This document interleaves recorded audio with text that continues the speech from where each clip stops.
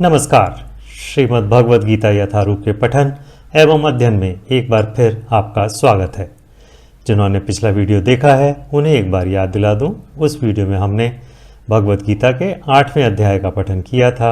अध्याय का नाम है भगवत प्राप्ति और उस अध्याय में श्री कृष्ण अर्जुन को मोक्ष अर्थात जन्म मृत्यु के चक्र से मुक्ति के विषय में बताते हैं।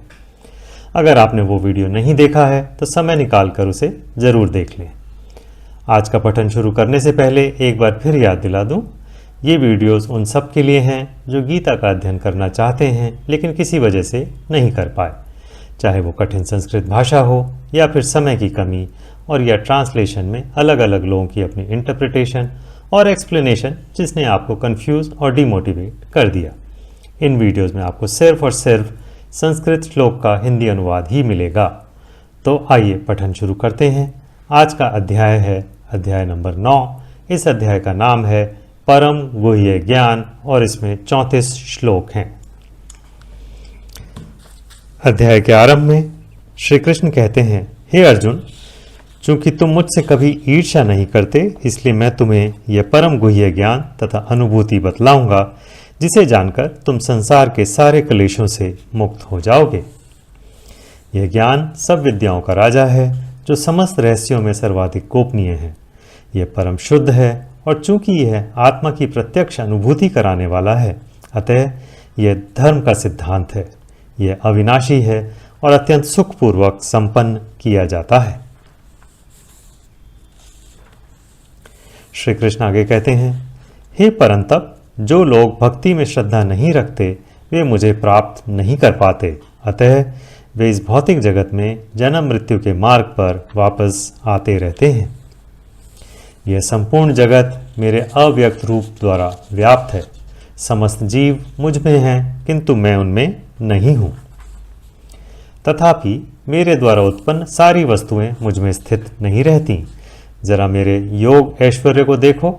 यद्यपि मैं समस्त जीवों का पालक अर्थात भर्ता हूँ और सर्वत्र व्याप्त हूँ, लेकिन मैं इस विराट अभिव्यक्ति का अंश नहीं हूँ क्योंकि मैं सृष्टि का कारण स्वरूप हूँ। जिस प्रकार सर्वत्र प्रवहमान प्रबल वायु सदैव आकाश में स्थित रहती है, उसी प्रकार समस्त उत्पन्न प्राणियों को मुझ में स्थित जानो। हे कुंती पुत्र, कल्प का अंत होने पर सारे प्राणी मेरी प्रकृति में प्रवेश करते हैं और अन्य कल्प के आरंभ होने पर मैं उन्हें अपनी शक्ति से पुनः उत्पन्न करता हूँ। संपूर्ण विराट जगत मेरे अधीन है। यह मेरी इच्छा से बारंबार स्वतः प्रकट होता रहता है और मेरी ही इच्छा से अंत में विनष्ट होता है। कृष्ण आगे कहते हैं, हे धनंजय, ये सारे कर्म मुझे नहीं बांध पाते हैं। मैं उदासीन की भांति इन सारे भौतिक कर्मों से सदैव विरक्त रहता हूँ। हे कुंती पुत्र, यह भौतिक प्रकृति मेरी शक्तियों में से एक है और मेरी अध्यक्षता में कार्य करती है, जिससे सारे चर तथा अचर प्राणी उत्पन्न होते हैं। इसके शासन में यह जगत बारंबार सृजित और विनष्ट होता रहता है। जब मैं मनुष्य रूप में अवतरित होता हूँ तो मूर्ख मेरा उपहास करते हैं। वे मुझ परमेश्वर के दिव्य स्वभाव को नहीं जानते। कृष्ण आगे कहते हैं, जो लोग इस प्रकार मोहग्रस्त होते हैं वे आसुरी तथा नास्तिक विचारों के प्रति आकृष्ट रहते हैं। इस मोहग्रस्त अवस्था में उनकी मुक्ति आशा, उनके सकाम कर्म तथा ज्ञान का अनुशीलन सभी निष्फल हो जाते हैं। हे पार्थ, मोह मुक्त महात्मा जन दैवी प्रकृति के संरक्षण में रहते हैं। वे पूर्णतः भक्ति में निमग्न रहते हैं क्योंकि वे मुझे आदि तथा अविनाशी भगवान के रूप में जानते हैं। ये महात्मा मेरी महिमा का नित्य कीर्तन करते हुए, दृढ़ संकल्प के साथ प्रयास करते हुए, मुझे नमस्कार करते हुए भक्ति भाव से निरंतर मेरी पूजा करते रहते हैं। कृष्ण कहते हैं, अन्य लोग जो ज्ञान के अनुशीलन द्वारा यज्ञ में लगे रहते हैं वे भगवान की पूजा उनके अद्वय रूप में, विविध रूपों में तथा विश्व रूप में करते हैं, किंतु मैं ही कर्मकांड, मैं ही यज्ञ, पितरों को दिए जाने वाला तर्पण, औषधि, दिव्य ध्वनि अर्थात मंत्र, घी, अग्नि तथा आहुति हूँ। मैं इस ब्रह्मांड का पिता, माता, आश्रय तथा पिता मैं हूँ। मैं ही ज्ञेय अर्थात जानने योग्य, शुद्धिकर्ता तथा ओंकार हूँ। मैं ऋग्वेद, सामवेद तथा यजुर्वेद भी हूँ। कृष्ण कहते हैं, मैं ही लक्ष्य, पालनकर्ता, स्वामी, साक्षी, धाम, शरणस्थली तथा अत्यंत प्रिय मित्र हूँ। मैं सृष्टि तथा प्रलय, सबका आधार, आश्रय तथा अविनाशी बीज भी हूँ। हे अर्जुन, मैं ही ताप प्रदान करता हूँ और वर्षा को रोकता तथा लाता हूँ। मैं अमरत्व हूँ और साक्षात मृत्यु भी हूँ। आत्मा तथा पदार्थ दोनों मुझ ही में हैं। जो वेदों का अध्ययन करते तथा सोमरस का पान करते हैं, वे स्वर्ग प्राप्ति की गवेषणा करते हुए अप्रत्यक्ष रूप से मेरी पूजा करते हैं। वे पाप कर्मों से शुद्ध होकर इंद्र के पवित्र स्वर्गिक धाम में जन्म लेते हैं, जहां वे देवताओं का सा आनंद भोगते हैं। इस प्रकार जब वे विस्तृत स्वर्गिक इंद्रिय सुख को भोग लेते हैं और उनके पुण्य कर्मों के फल क्षीण हो जाते हैं, तो वे इस मृत्युलोक में पुनः लौट आते हैं। इस प्रकार जो तीनों वेदों के सिद्धांतों में दृढ़ रहकर इंद्रिय सुख की गवेषणा करते हैं, उन्हें जन्म मृत्यु का चक्र ही मिल पाता है। कृष्ण आगे कहते हैं, किंतु जो लोग अनन्य भाव से मेरे दिव्य स्वरूप का ध्यान करते हुए निरंतर मेरी पूजा करते हैं, उनकी जो आवश्यकताएं होती हैं उन्हें मैं पूरा करता हूँ और जो कुछ उनके पास है उसकी रक्षा करता हूँ।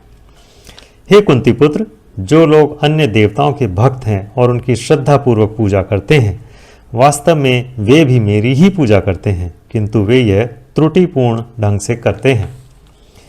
मैं ही समस्त यज्ञों का एकमात्र भोक्ता तथा स्वामी हूँ। अतः जो लोग मेरे वास्तविक दिव्य स्वभाव को नहीं पहचान पाते, वे नीचे गिर जाते हैं।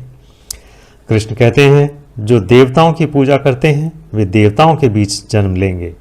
जो पितरों को पूजते हैं वे पितरों के पास जाते हैं। जो भूत प्रेतों की उपासना करते हैं वे उन्हीं के बीच जन्म लेते हैं। और जो मेरी पूजा करते हैं वे मेरे साथ निवास करते हैं। यदि कोई प्रेम तथा भक्ति के साथ मुझे पत्र, पुष्प, फल या जल प्रदान करता है तो मैं उसे स्वीकार करता हूँ। हे कुंती पुत्र, तुम जो कुछ करते हो, जो कुछ खाते हो, जो कुछ अर्पित करते हो या दान देते हो और जो भी तपस्या करते हो, उसे मुझे अर्पित करते हुए करो। इस तरह तुम कर्म के बंधन तथा इसके शुभ अशुभ फलों से मुक्त हो सकोगे। इस संन्यास योग में अपने चित्त को स्थिर करके तुम मुक्त होकर मेरे पास आ सकोगे।